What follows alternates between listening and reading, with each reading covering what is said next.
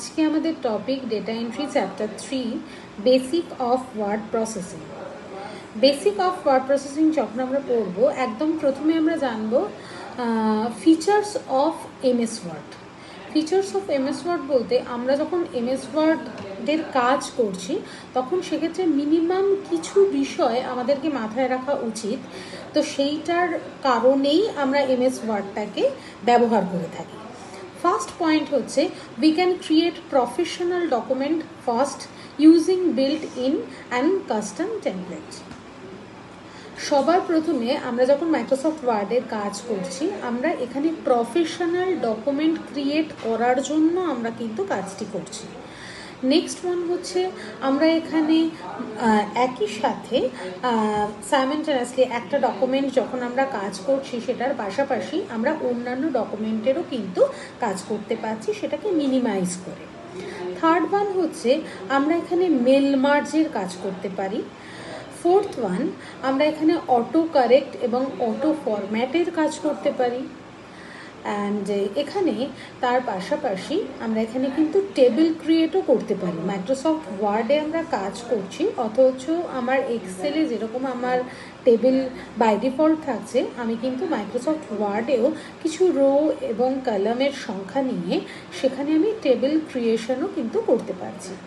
এবং বেশ কিছু জায়গায় আমাদের পিডিএফ অথবা এক্সপিএস ফাইল ফরম্যাটে আমি কিন্তু আমার পেজটাকে ফরম্যাট করে সেটাকে আমরা রিপ্রেজেন্ট করতে পারছি। এইরকম বেশ কিছু ফিচার্স রয়েছে।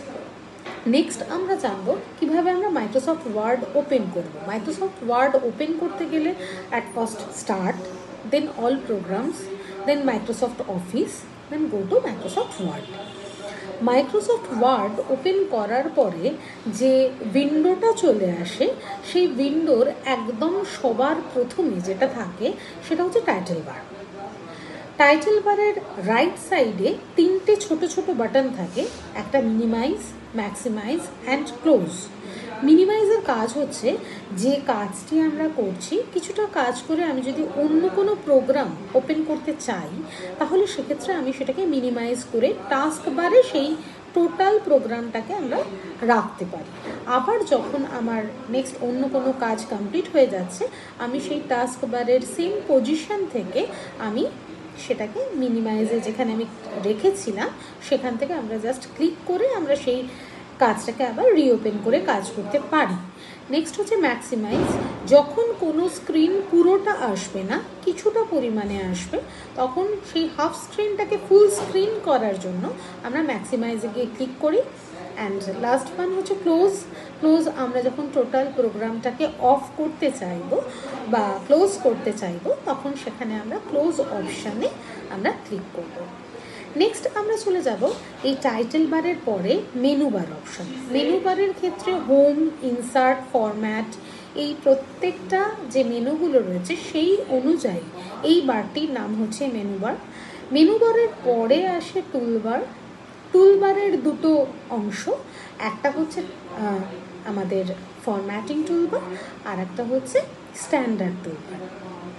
যখন আমরা আমাদের লেখার যাবতীয় চেঞ্জেসগুলো আমরা যে বারের মাধ্যমে করতে পারি, সাপোজ একটা লেখাকে ছোট সাইজ রয়েছে, সেটাকে আমি যদি একটা নর্মাল থেকে একটু বড় সাইজের দিতে চাই, বা তার টোটাল আমি যদি ফন্ট ফেসটা যদি আমি চেঞ্জ করতে চাই, বা একটা ব্ল্যাক কালিতে লেখা কোনো লেখাকে আমি যদি ব্লু কালিতে করতে চাই, এই ধরনের যাবতীয় চেঞ্জেসগুলো আমরা ফরম্যাটিং টুলবারের মাধ্যমে করে থাকতে পারি।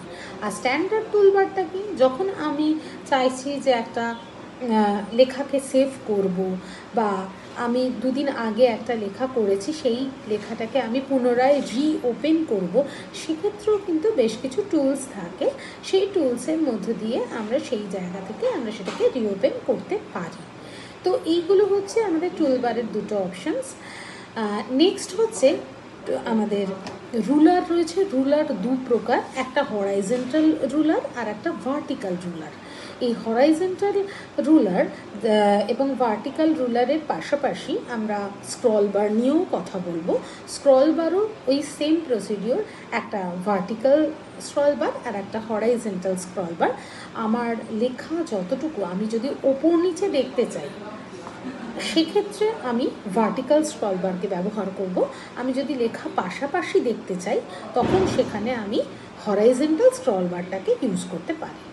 নেক্সট আমি আলোচনা করব টাইপিং স্ক্রিন অবজেক্ট। আমার যে টাইপিং এরিয়াটা রয়েছে সেখানে তিনটে আমাদের সেকশন থাকে। একটা হচ্ছে ইনসারশন পয়েন্ট, নেক্সট হচ্ছে mouse pointer, and third one হচ্ছে end of document marker. Insertion পয়েন্টটা কি?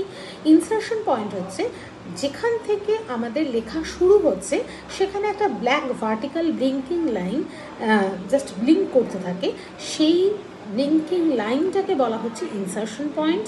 ওটা আমরা আমাদের লেখা অনুযায়ী লেফট, রাইট, আপ এবং ডাউন সেই অনুযায়ী সেটাকে সেট করে আমরা রাখতে পারি। যেখান থেকে আমরা লেখা শুরু করব আমাদের ইনসারশন পয়েন্টও কিন্তু ঠিক সেই প্লেসেই ওটা অবস্থান করবে। নেক্সট আমরা আলোচনা করব মাউস পয়েন্টার। আমাদের মাউস পয়েন্টার হচ্ছে কি, when we move the mouse around in the typing area the mouse pointer is in the shape of a thin I-beam। আমাদের যখন টাইপিং এরিয়াতে আমরা আমাদের মাউস পয়েন্টারটাকে নিয়ে আসবো তখন সেটা আই শেপের হয়ে যাবে, এবং সেই টাইপিং এরিয়া থেকে যখন আমি আবার নর্মাল পজিশন বা আদার্স মেনু বারে যাব তখন সেটা আবার অ্যারো চিহ্ন মতো হয়ে যাবে। এটা হচ্ছে mouse pointer. And next one হচ্ছে এন্ড অফ ডকুমেন্ট মার্কার। আমাদের লেখা শেষ হয়ে যাওয়ার পর একদম লাস্ট লাইনে আমরা মাঝামাঝি পজিশনে যে হরাইজন্টাল লাইন হিসেবে যদি আমরা একটা ড্যাশ দিয়ে থাকি, তো the horizontal line at the end of the document is called end of document marker. তো এটাই হচ্ছে আমাদের end of document marker. Next আমরা আলোচনা করব যে হাউ টু ম্যানেজিং ডকুমেন্ট। একটা ডকুমেন্ট তৈরি হতে গেলে পরপর বেশ কিছু পয়েন্ট আমাদের মাথায় রাখতে হবে। ফার্স্ট হচ্ছে আমি একটা নতুন ডকুমেন্ট আছে আই আনার পাশাপাশি আমাকে নিউ পেজ আনতে হবে। নিউ পেজ আনতে গেলে সব থেকে যেটা সোজা আমাদের মনে রাখার নিয়ম, কন্ট্রোলের সঙ্গে এন্ড আমি যদি একসাথে প্রেস করি কিবোর্ডে তাহলে কিন্তু আমরা একটা নিউ পেজ আনতে পারি।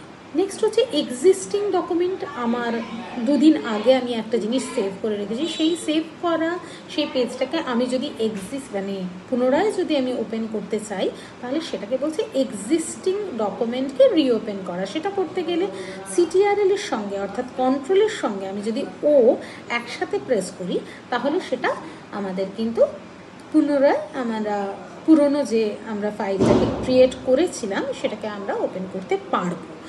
অ্যান্ড থার্ড ওয়ান, আমরা কোনো একটা ডকুমেন্ট যখন তৈরি করব অবশ্যই সেটাকে সেভ করব। সেই সেভটা করতে গেলে আমরা কন্ট্রোলের সঙ্গে এস একসাথে যদি আমরা প্রেস করি তাহলে আমরা কিন্তু সেই ডকুমেন্টটাকে অনায়াসেই সেভ করতে পারবো।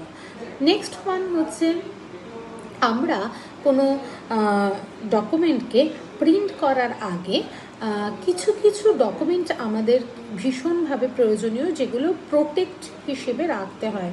তো হাউ টু প্রোটেক্ট ইউর ডকুমেন্টকে প্রোটেক্ট করার ক্ষেত্রে সবার প্রথমে আমরা সেই ডকুমেন্টটাকে সেভ করে নিচ্ছি।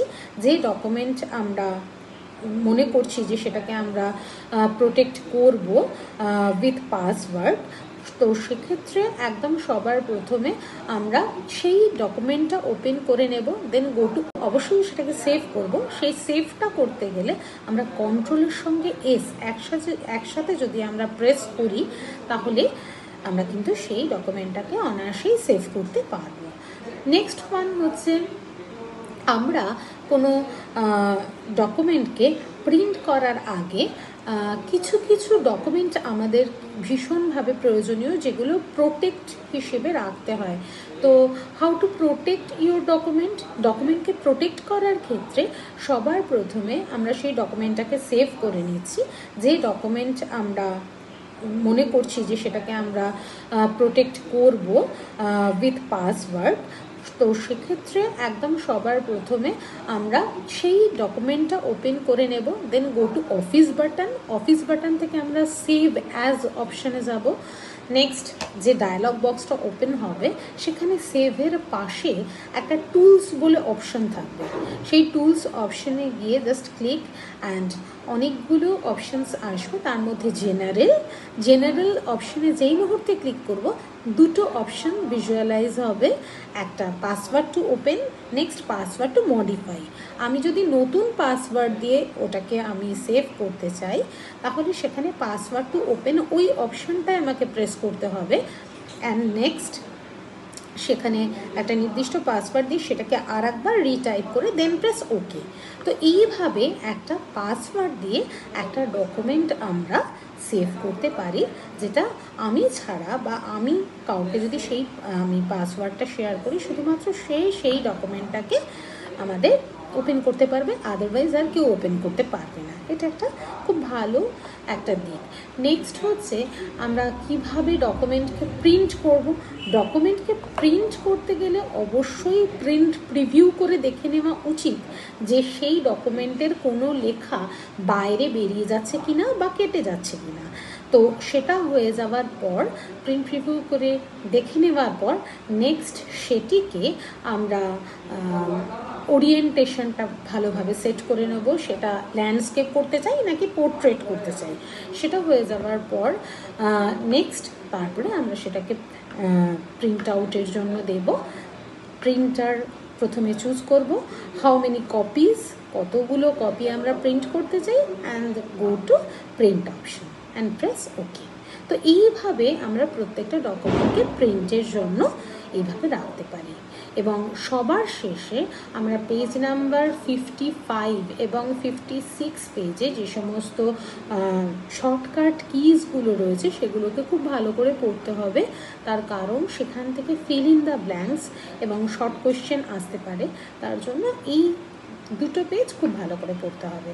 এবং প্রত্যেকটা চ্যাপ্টার থেকেই আমরা কিন্তু ছোট প্রশ্ন এখন ভীষণভাবেই আসছে, তার জন্য সমস্ত চ্যাপ্টার্সগুলোর মধ্যে থেকে ছোট প্রশ্নের জন্যই আর কি খুব খুঁটিয়ে আমাদের বাকি পোর্শনটা পড়তে হবে।